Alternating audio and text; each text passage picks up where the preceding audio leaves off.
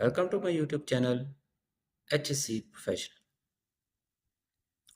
आज हम अपने सेफ्टी ऑफिसर के interview question and answer session को ही जारी रखेंगे। जैसे कि हम पहली वीडियो में भी आपसे मुख्तलिफ क्वेश्चन जो है वो शेयर कर चुके हैं कि जो प्रैक्टिकली आप जब इंटरव्यू के लिए जाते हैं तो कौन से सवाल पूछे जाते हैं, उनके जो जवाब है वो भी क्या होते हैं, जो क्वेश्चन है उनके आंसर क्या होते हैं। उम्मीद करता हूँ आपकी जो मेरी पिछली वीडियो हैं उनमें भी कुछ ना कुछ सीखने को मिलेगा। तो चलते हैं आज के टॉपिक की तरफ। तो आज का टॉपिक है सेम इंटरव्यू के आंसर क्वेश्चन हैं। एक बात थोड़ी सी पहले करता चलूँ कि जब आप इंटरव्यू के लिए जाते हैं तो सबसे पहले किसी भी किस्म की जॉब के लिए आप इंटरव्यू के लिए जाते हैं तो वहाँ पर आपसे पूछा जाता है, okay mister A Y Z A B सी,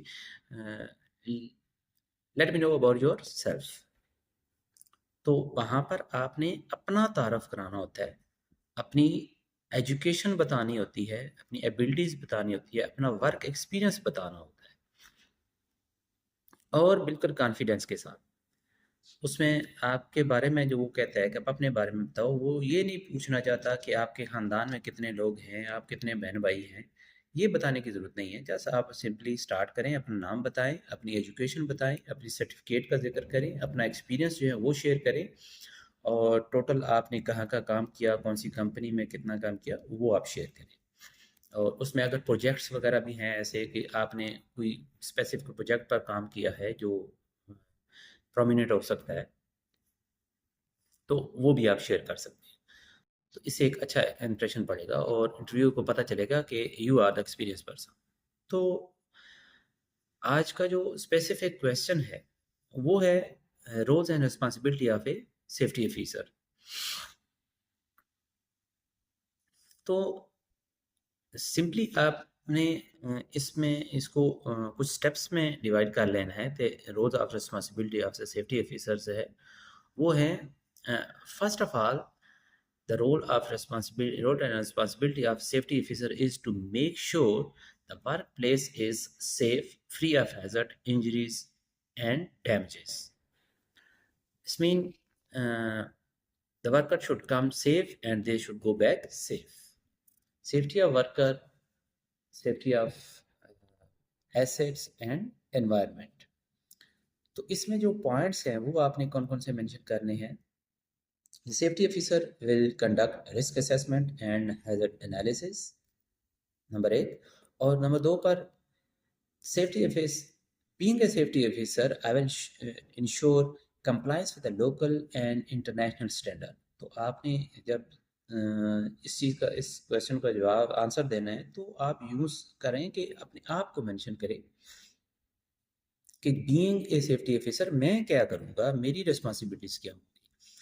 तो थर्ड वन पर है incident and accident investigation and causing of root cause and identifying root cause of incident or accident and suggest corrective measures। Fourth one पर है inspect work place regularly. Mean safety officer जो है वो work place पर regularly visit करेगा और उस visit के दौरान उसे क्या होता है कि जो वहाँ पर लोग काम कर रहे हैं उनको भी पता होता है कि हमने सेफ्टी स्टैंडर्ड को जो है वो मेंटेन रखना है, वरना सेफ्टी ऑफिसर जब विज़िट करता है तो उसके अगर कोई इम्प्लीमेंटेशन नहीं कर रहा सेफ्टी स्टैंडर्ड की, सेफ्टी रूल्स की, सेफ्टी हार्नेस की, तो उसके बदले में उसको पेनल्टीज हो सकती हैं। आपको टर्मिनेशन ऑफ टर्मिनेशन भी हो सकती है फ्रॉम द वर्क प्लेस। और अगर कोई फर्स्ट करे प्लांट या हाई रिस्क एरिया है तो वहाँ पर maybe company will take action and he will terminate your job also. तो इसका ये फ़ायदा होता है। और नंबर 5 पर है organise safety training program and inspect workplace and equipment also that are used at workplace।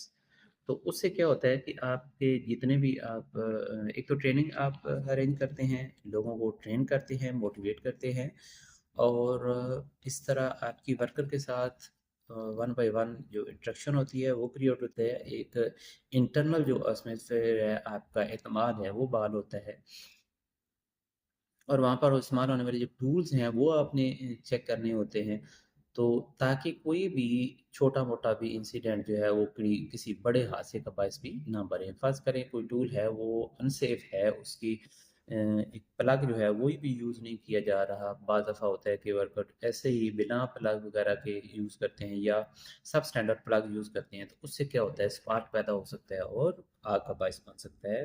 एक बहुत बड़ा लॉस भी हो सकता है।